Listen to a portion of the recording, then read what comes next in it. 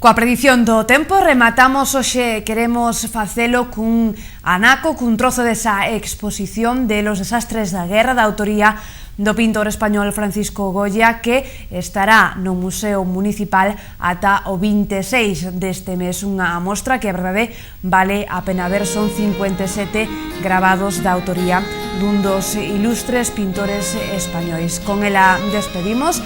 Como sempre lles digo, grazas por estar aí e lembren que poden vernos a través da rede no Facebook buscando por 10TV.